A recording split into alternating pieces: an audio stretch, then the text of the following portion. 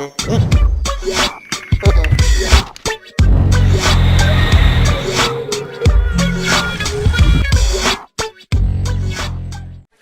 folks, and welcome to REITVShow.com.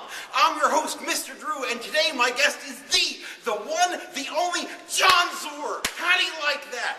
That's right. All right, John, how you doing today, buddy? Great. That was the best intro I have ever had, bro. I've been waiting to do that to you all weekend, man. That was the greatest. I enjoyed that so much. I'm glad. Oh my God, we have the best guest here, Mr. Drew White. He is an investor extraordinaire and one of my coaches in the Fast Track program.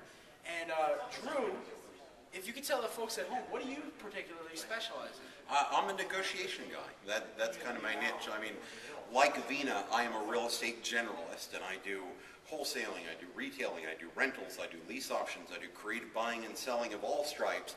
But one of the things that I'm particularly expert at is negotiation. I have a little negotiation course that's available on Vina's website. I mentor a lot of the Fast Track students when they're struggling with negotiation. I'm the guy who believes that real estate negotiation shouldn't involve a lot of heartache or hardship or ball busting or anything like that. Or Jedi mind tricks? What? What or Jedi mind tricks or lying or deception. You know, it's just nice guy negotiation. That you and a seller can come to a meeting of the minds just by you exploring them and their wants and needs. That's probably the key to every negotiation, is finding out the other party's wants and needs, identifying the difference between what they want and what they need. And sometimes, in a lot of cases, as unusual as this may sound, you have to identify their wants and needs and then tell them to them. Show them, no, this is something you want, this is something you need, and this is the difference. I can maybe solve the need, and maybe you don't get all of the want. You know, but I can solve what is really your issue, whether you think it is or not. Okay. So, what would you say, just a couple of tips of negotiating don'ts? Negotiating don'ts. Yeah. Okay, that's a good question, man. Let's start with the negative. A couple things that there's a negotiation technique that's sometimes called the blow up. Okay. And I disapprove of it. I think that it's unfair and silly, and you're going to alienate the people that you do.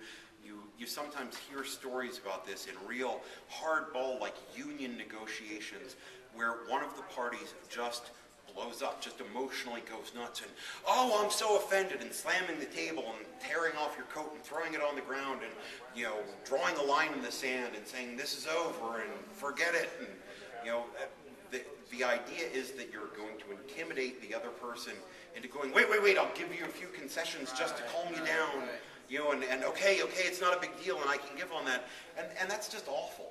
I don't think that's the way that proper people behave. Another thing that I disapprove of is it's been said a million times in a million negotiation courses, he who speaks first loses. And it just ain't so. People say it because they've heard it and they parrot it back without understanding it.